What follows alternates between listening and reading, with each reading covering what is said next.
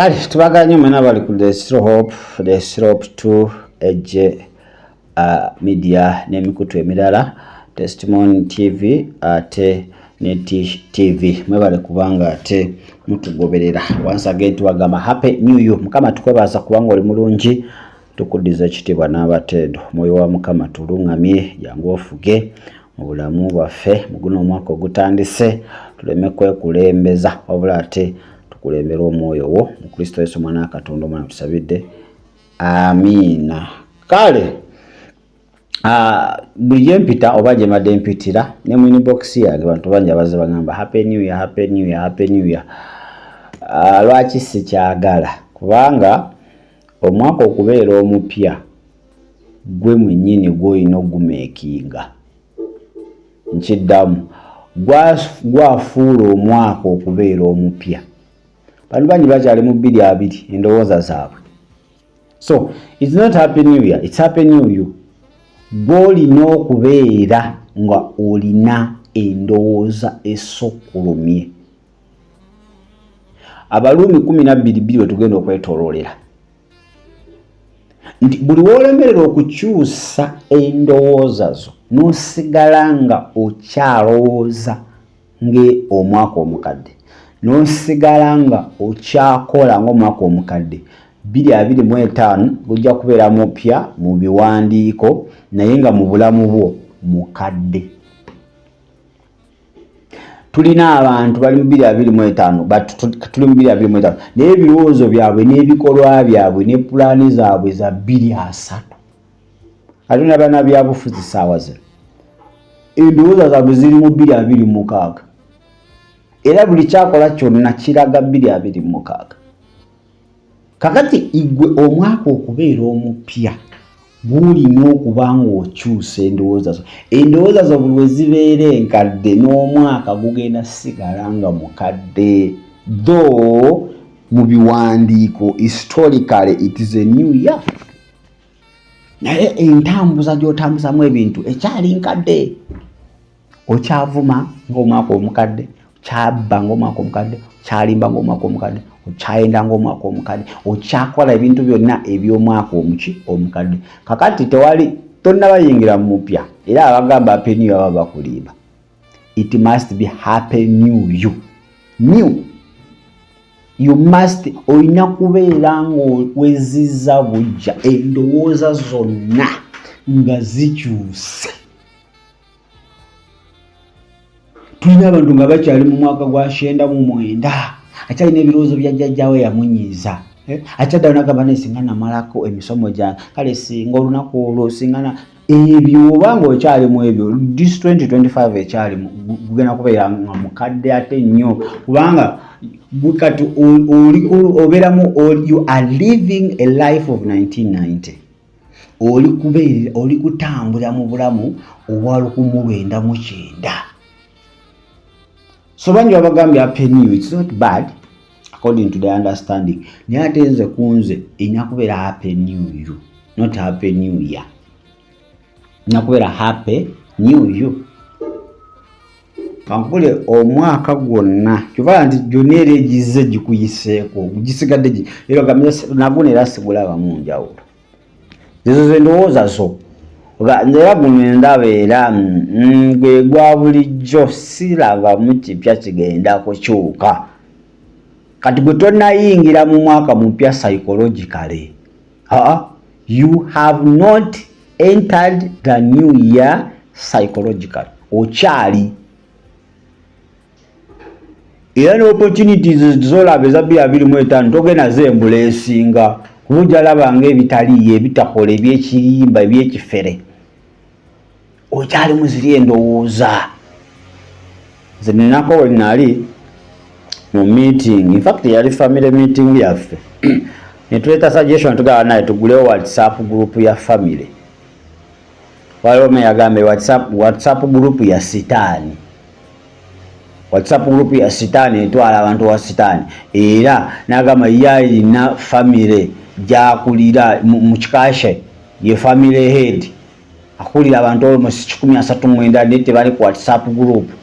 Kati ye yali mu endowooza ey'olukumi mu 1996 amawulire nga bagavugira kagaali okutwala amawulire awantu okitegeera essimu akyali ku ziri mapeesa akyali mu 1990 ebintu byakyuka let me tell you emirembe gikyuka dho Katonda takyuka emirembe gikyuka oyagala toyagala emirembe gikyuka waliwo emirembe nga abantu bambala nkutu nga bambala nkutu besibako wano mu maaso kubikka bitundu byakyama emabega n'atambula ng'ali butte tafaayo nga bwe gw'omulembe nga n'osisikana muno tewalina kwenyinyala kwenyinyiramu naye era Katonda eyaliwo omulembe ogwo y'omu Nowa guno omukadde kati guno omulembe abantu bambala kati gw'ogamba ebyo bya sitaani engoye zonna za sitaani n'otandika okubeera nga guli omulembe bagenda kusiba emiguwa bakutwale mu ebutabika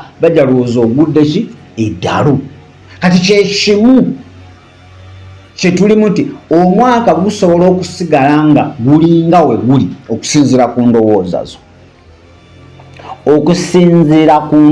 zo omwaka gusobola okuba nga mukadde nnyo ng'okyali mu mukadde naye Mukama akuyambe okyuse endowooza zo kikya Pawulo kyatugamba Balumi 8 titwefaananyiza ng'ensi wabula tukyuse amagezi gaffe.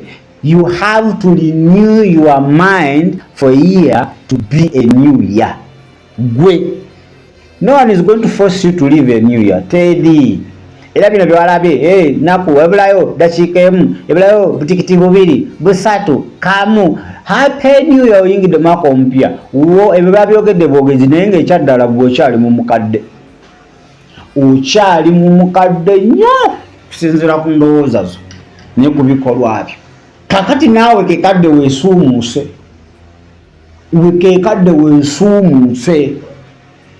abo baguyingidde mu mabaala ng'anywa tamanyi na kiri ku nsi oyo tosobola kungamba yayingidde omwaka omupya wano mu bitabo kituufu naye ate mu bikola ebyaddala mu nsi ey'omwoyo akyali mu guli omwaka gw'ogw'okutamiira era gujja kugwako nga aliwo ati ani leesi n'agaba kakati nkooye njagala kuyingira mwaka omupya bulamu bupya n'ava ku mwenge awo ajja kuba ayingidde omwaka omujja. So omwaka omujja kitegeeza okuba nga ate ozizza bujja birowoozo byo. Guno omwaka olina okuba nga olina emikwano gyanjawulo. Sinze siraba mugaso mu kubeera na mikwano 10 naye nga tewali nobeera n'ennamba z'essimu 3 mu ssimu yo naye nga n'ofuna ekizibu ky'emitwalo 10 okuba ennamba zonna nga teryako taasizza. You better have 2 numbers. Kankuwa example. Ojjukira ono omusajja yali asabiriza ku mulyango omulungi or the beautiful gate. Was that gate beautiful? Nga bakusitula. To others it was beautiful. Naye ate ku ye nedda. Bamusitula busituzi ne bamuleeta awo atandika okukola ki? Atandika okuba nga asabiriza. Era nga asabiriza byasabiriza bamuwaako na bubi.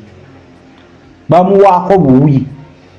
Katusobola nti oyo yali ategeera kyebaali bagamba mu beautiful gate. It was beautiful kubanga yali ekuyingiza mu kubeerawo kwa Katonda mu yeekaalu. Naye ate yali tayingira, ye yali awo asabiriza bakola ki? Bayingira bwe bulamu bwe yalimu.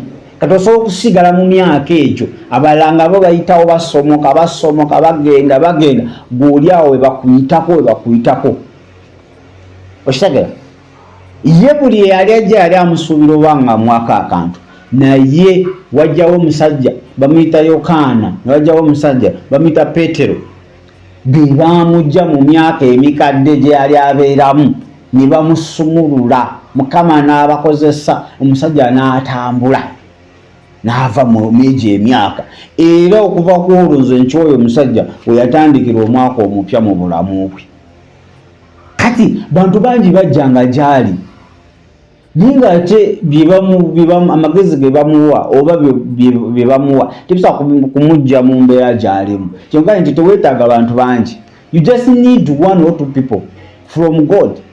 Katonda omusajja bantu 2 bokka nego manyi abantu bameka abaali bazze mu bulamu bwe nga bamuwa n'omuwa byayagala naye ate basobola mujja mu embeera. Katonda yamuleeterayo abantu aba obulamu bwe ne bukyukirawo libanga nti you don't need many people towetaaga abantu towetaaga kyalo kyonna n'ogenda mu kyalo Christmas n'ovaayo ng'ennamba z'abannakyalo zonna ozirina all the numbers of villagers beweetaaga n'obeweetaaga bonna nange yange yino nange mpa eyo bonna balina ennamba zo bonna olina ennamba zaabwe kati banatandika okukubira bakusumbuwe ng'oyomba. You just need 2 numbers or 3 numbers from village. Bantu babiri basatu ab'ensonga. Tuwetaaga namba zonna.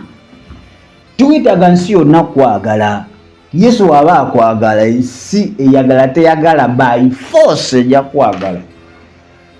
Bw'otambula ne Yesu okitegedde abo bonna abakuddukako they will come back. Naye wano Bible egamba empty mind is a devil's what? Devil's battlefield. Devil's field. Buli obwongo bubeera nga bukyali mabega. Kubulire ne banakyusa mu biwandiiko daga tuli mu 2:3. Kituufu wano ejja kuba 2:3 naye nga mu bulamu obwo okyali mu 1990. Okyajjukira senga yakuma school fees n'omisinga ebibuuzo. Wekwatirira ekyo paka kale singa nakola ebibuuzo singa nakola simanyi guno omwaka kyenalibaddeko bangi bakola bangi balina degrees bali mu mabaala bafuweta luzungu ku myenge bangi balinoonyeza emipaka nakaziri ababuze kati that's not the reason olina kunoonya gamba kituufu na missing ebigezo yes ekyo sikyasobola kijjawo naye kanoonye Mukama kantandike chapter empya ofiira osula ku malaalo n'okaba n'owebakako era ekiseera kijja kutuuka ogalina waayi onagenze kanveewo n'oddayo n'otandika obulamu ki obulamu obulala kakati tulina kukola ku minds zaffe okusigala nga tuyingidde omwaka omupya indeed nga it's a new year. You must renew your minds. You must renew your minds. It's not all about to be a happy new year, but it's all about to be a new you. Mtajagamba it's happy new year nenga gamazima wagutandikide na maziga. It's not you are not happy at all. Ngatoli musanyufu.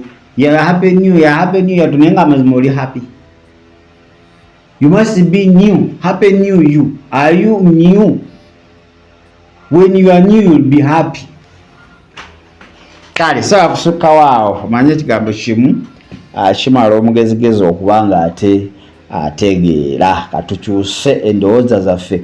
Let us work unto our minds.